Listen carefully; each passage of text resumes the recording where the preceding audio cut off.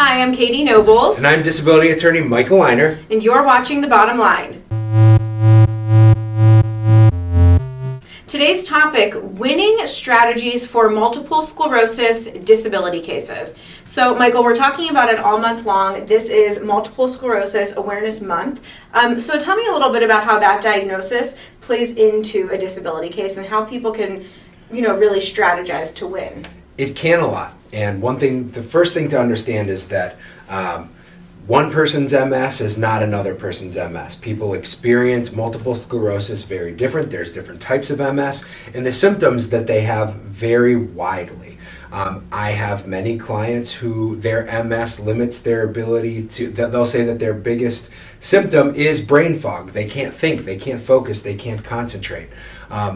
I have other clients who it totally impairs their ability to stand and walk or use their hands. Now, what MS is, it literally means multiple lesions on the brain.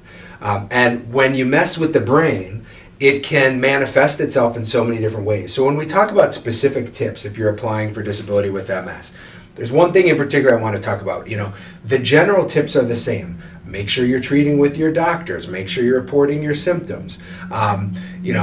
Keep a log of your symptoms and show that to your doctor so that they end up in your medical records. Those are all common tips regardless of what impairment, but there is one thing that's very MS specific that I want to talk about. Most patients who have multiple sclerosis, they're not seeing their doctor every month. I've never seen that before. Some people, if they have a very advanced progressive MS, they might see their doctor every 3 months. But many of my clients who are very limited in terms of what they can do are only treating with a doctor every 6 months or so. Now, what that does is it limits the window that Social Security has to look in and see how somebody is limited functionally and try to extrapolate why they can't work. So a tip specifically to people who might not be seeing their specialist as regularly as Social Security might like to document symptoms, use telehealth portals, right? So if you're a patient of a hospital where you're able to, or a clinic where you're able to upload a progression of your symptoms or notes, just any type of communication to your doctors electronically, use that.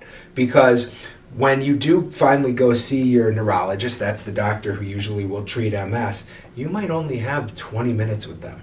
And 20 minutes every 6 months isn't a lot of time to tell them everything that's gone on in the window of time since you last saw them. So a very specific tip has to do with the gap in time between appointments and making sure that people are using that gap effectively by communicating with their doctors outside of the treatment room.